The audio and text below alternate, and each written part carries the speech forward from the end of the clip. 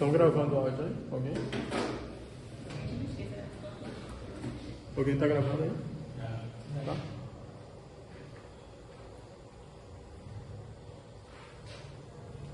Tá.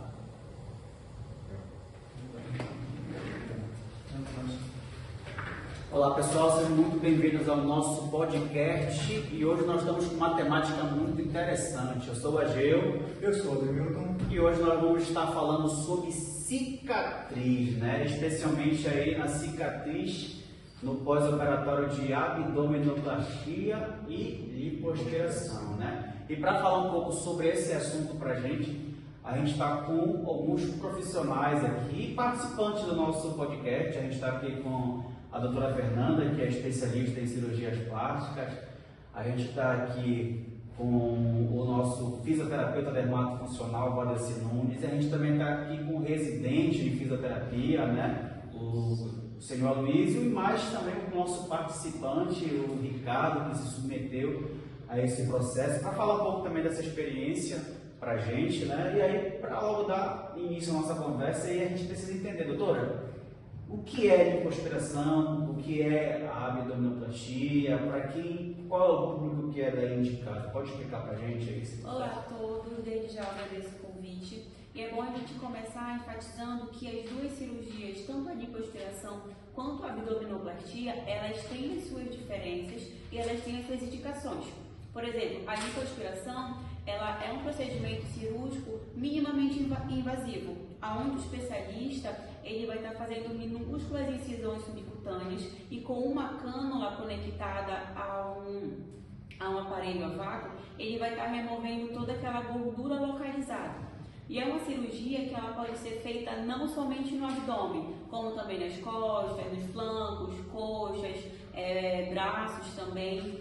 Só que ela é indicada para pessoas que estão razoavelmente com peso controlado, pessoas que praticam exercícios físicos, que realizam uma dieta, porque o propósito da cirurgia é de fato remover a gordura localizada, aquela gordura indesejada, que a pessoa que faz dieta e musculação não consegue perder, tem uma dificuldade muito grande. Já a abdominoplastia não, ela é uma cirurgia um pouquinho mais invasiva. A sua recuperação ela precisa de um cuidado um pouquinho maior, demanda um tempinho maior também, e a cirurgia ocorre da seguinte forma: o especialista ele vai estar fazendo um corte na parte inferior da barriga e vai estar removendo todo o excesso de tecido. E se ele vê a necessidade também, ele vai estar costurando os músculos que podem estar afastados por conta de uma diástase fisiológica ou por conta do processo de envelhecimento mesmo. Essa diástase você fala, o que seria exatamente? É o afastamento dos músculos do abdômen. Independente da mulher ter tido 2 gestações gemelares, independente disso, qualquer gestação é um processo fisiológico onde esses músculos vão se distanciar. Entendi. Então, de uma forma resumida, né? A lipoaspiração ela está associada mais a um remodelamento, para tirar aquela gordura que é difícil de ser perdida com dieta, com exercício, e a abdominoplastia está mais associada com flacidez, para tratar flacidez, né? Pessoas que talvez uma gestante de pós-parto acabou apresentando essa questão de pele, né? Excessiva, enfim. É nessa pegada que a diferença entre Então, esses dois procedimentos deixaram de ser só um procedimento estético para, vamos dizer assim, que é para devolver a vida de uma pessoa. Autoestima principalmente.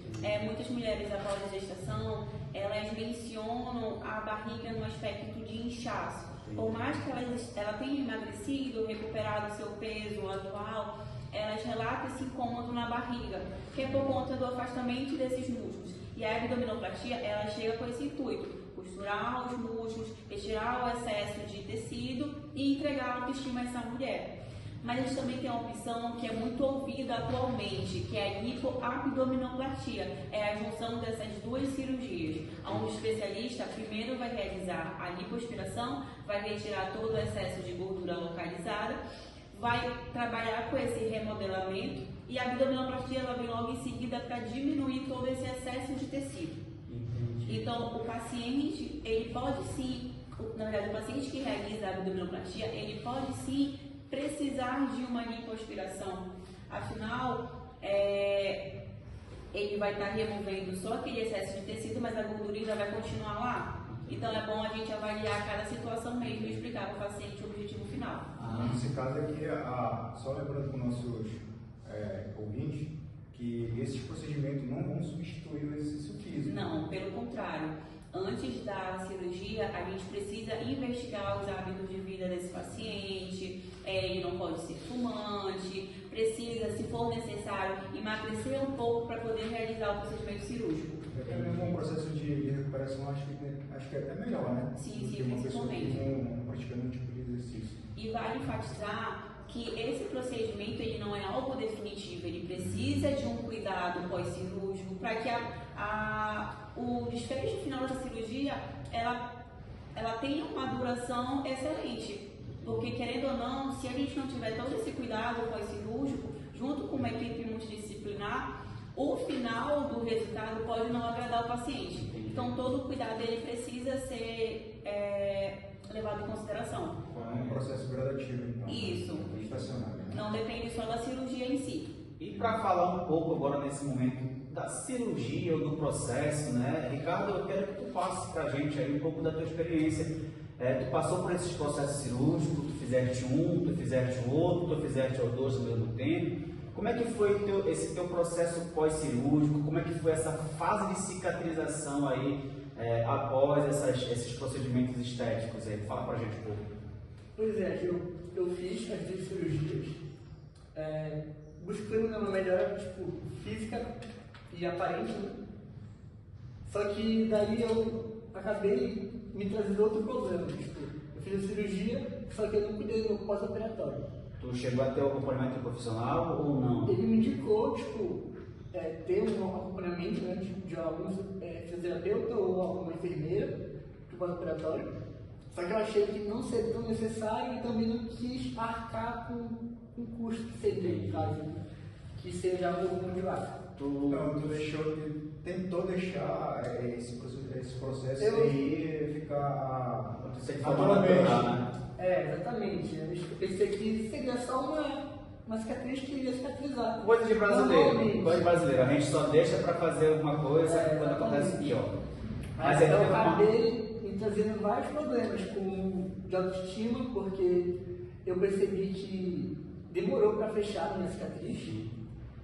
Aí isso também já desencadeou inflamação. Eu tive inflamação e acabei me dando no local, senti também uma rigidez extrema. Tanto que eu até hoje não consigo esticar muito a minha costa. Entendi. Eu sinto um repuxamento na minha barriga. Sente Não dor? sei se foi por conta da cirurgia, não. Sente Pode alguma ser, dor lá gente. no local? Agora não, hoje em dia não, eu sinto só um incômodo. Entendi. Sinto que a parte onde foi cortado ficou Sim. bem enrijecida e uma cicatriz que era para ser algo super Tranquila e tal. sutil acabou se tornando algo grosseiro Tá e sendo um pesadelo, né? muito aparentemente, né? Visivelmente não é algo bonito. Entendi. E eu queria tirar também uma dúvida em relação a se tem como reverter essa situação e me explicar, né, o porquê é tão importante ter um acompanhamento no pós-cirúrgico também, né? Tu deu sorte, porque hoje a gente tem aqui na nossa mesa um fisioterapeuta dermatofuncional e um residente também que atende paciente nesse processo pós-cirúrgico. Dois especialistas. Então, não tem pessoas mais competentes aí para te responder essa pergunta do que eles. E aí, doutor, é comum a gente ter complicação no pós-cirúrgico? A gente sabe que pós-cirúrgico a gente tem, de forma geral, o seu risco, né? O seu risco. Enfim, mas é comum ele ter o paciente apresentar complicações. Quais são as complicações que, se sim, né? Quais são as complicações que são comuns de acontecer? Como é que a fisioterapia ela entra para tentar diminuir, minimizar ou anular qualquer complicação nesse pós-cirúrgico aí? Fala pra gente um pouquinho, por favor. Algumas complicações elas são comuns de acontecer porque o organismo dele vai ter um processo de cicatrização, então vai passar por algumas fases de inflamação, fase de reconstrução desse tecido, então ele vai sentir todo esse incômodo. Então é normal que haja isso, até porque o corpo dele não está preparado para receber essa cirurgia, então não é algo natural. de algo que vai ser invasivo. É uma cirurgia muito complexa, por isso que é bom ter essa conduta com nós fisioterapeutas. A gente vai abordar protocolos assim ou condutas que possam melhorar todos esses sintomas que ele tem, todas essas sequelas. Então é mais ou menos assim, né? A gente sabe que é lipoaspiração, a gente sabe que é abdominoplastia, mas o cérebro entende que aquilo é uma lesão, que aquilo é um trauma, então ele vai tentar de alguma forma se defender. Enfim, entendi. E sem falar também que ele correu um risco, não foi, de não ter procurado um profissional para dar continuidade a esse processo de pós-cirúrgico, pela forma de recuperar de uma forma, exatamente, porque muitas pessoas cometem o erro de acreditar que recurso medicamentoso é suficiente. Entendi, isso é verdade. Por isso que eu poderia falar logo de cara alguns recursos que nós utilizamos para evitar em fases iniciais de recuperação. Evitar complicações no caso. E quais seriam elas? Tem algumas que é mais utilizado, que são a terapia manual e a drenagem linfática.